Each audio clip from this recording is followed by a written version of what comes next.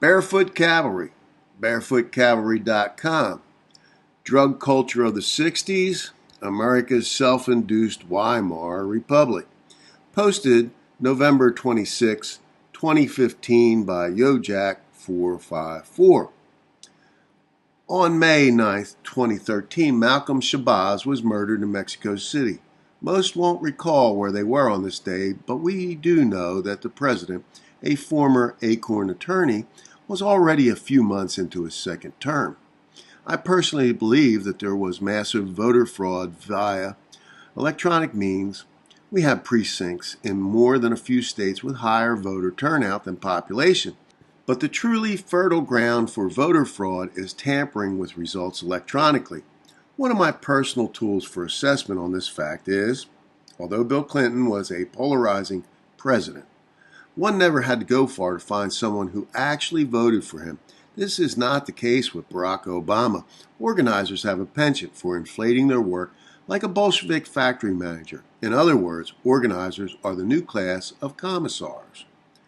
The fact that Acorn is worldwide now, albeit neutered here in America, the nuts have found fertile ground in foreign lands. This is the international aspect the communists have focused on for over 100 years. The oldest union in America is the International Brotherhood of Electrical Workers, IBEW. Not to say that their members today are communists, but it's where they came from in their early formation. Wade Rathke struck out on his own to Arkansas and created Acorn. At the same time, he was cultivating a relationship with a kid from the McGovern campaign who would eventually become President of the United States. Wade and SDSer had much in common with Comrade Clinton. Approximately 3 months before his death, Malcolm Shabazz was arrested by FBI agents as he was leaving America to attend a conference in Iran.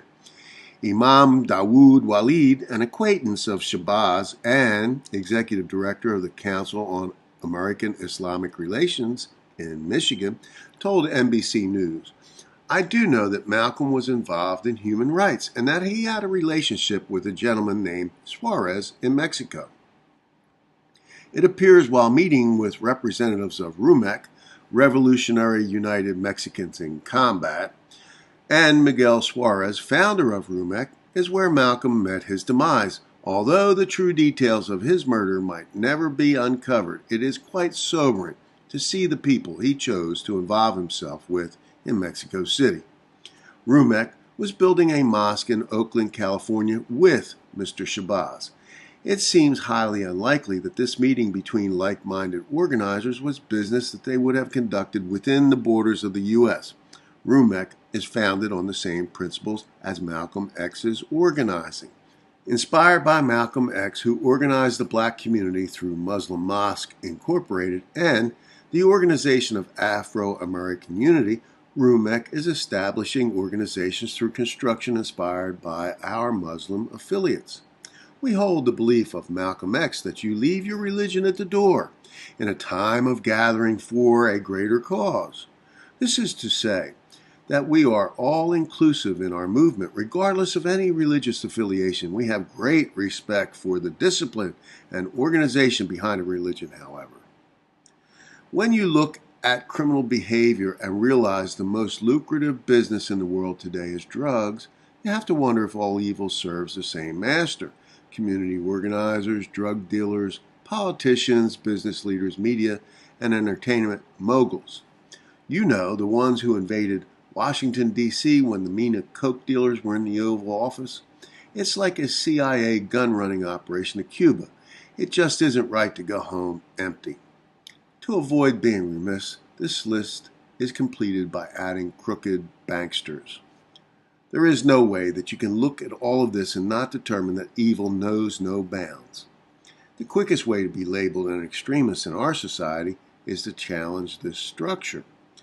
Communism, a post-feudal opiate-induced dream, never achieved in its purest form without owing to massive outside factors able to prop up its failing system.